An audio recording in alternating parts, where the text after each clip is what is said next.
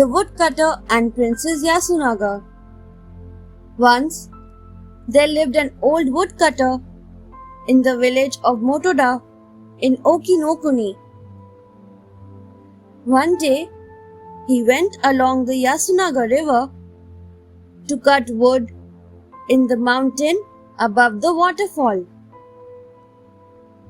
By mistake, the axe slipped from his hands and fell into the little round pool at the foot of the waterfall. Suddenly, waves began to stir up in the pool. A thick mist rose and it became dark all around. The woodcutter saw something like a big black stick covered with thorns coming out of the water. Frightened, the woodcutter ran as fast as he could. A gentle voice called him from behind. "Old man, please wait a bit." He looked around and saw a lovely damsel, as beautiful as a picture, standing at the waterfall. "I am Princess Yasunaga," she said. "I have been living in this pool for ages. But some time ago, a huge crab came and started living here. He has been tormenting me day and night.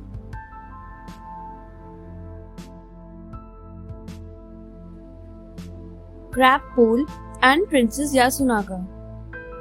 Princess Yasunaga then said to the woodcutter that when his axe dropped, it cut off one of the arms of that wicked crab, weakening his strength. So he must have seen that big arm with thorns floating away. The crab groaned in pain and hid in a ledge at the bottom of the pool. She requested the woodcutter to let the axe fall again from the top of the waterfall. She handed him his axe. Afraid, he threw his axe from the top into the basin at the falls. Money and fame and long life, or whatever you ask, shall be yours, even as you ask for it, said the pleased water spirit. And she returned to the forest. After a few days, the villagers discovered the shell of a dead crab. Both its arms were missing, which had been washed down to the mouth of the river at the sea. Since then, the river is called Yasunaga River, and the basin of the waterfall is called Crab Pool.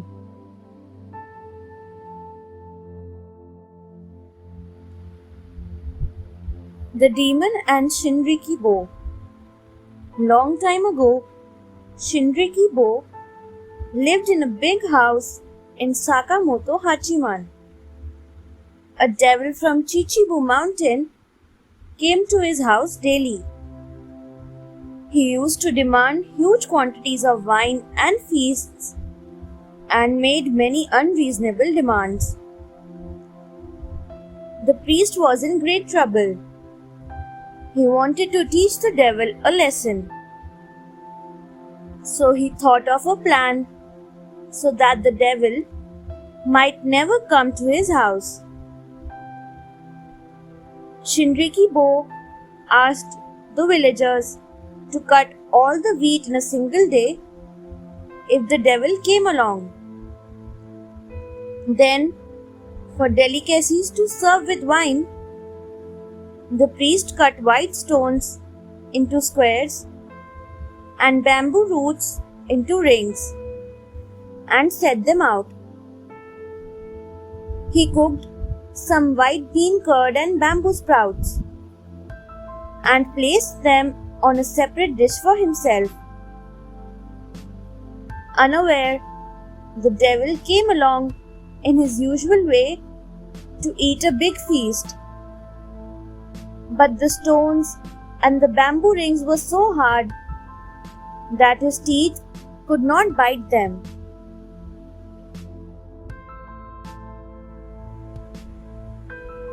The devil and the human. The devil was puzzled. On the other hand, Shinrikyo, the host, sat calmly and ate his bean curd and bamboo sprouts, licking his lips. "How about it, Mr. Devil?" he remarked. "With such strong teeth, we humans can chew anything that we feel like eating. And that is not all. We can also turn land upside down and skin it. Come out and have a look."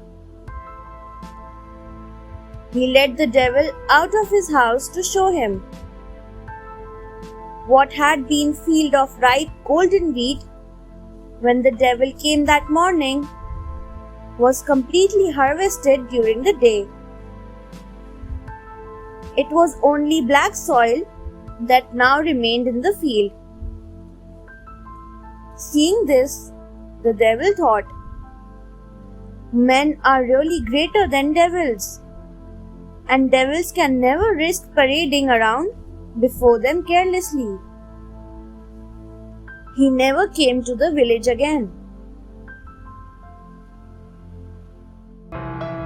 Thanks for watching. Do like, share, subscribe to Sahil Book House.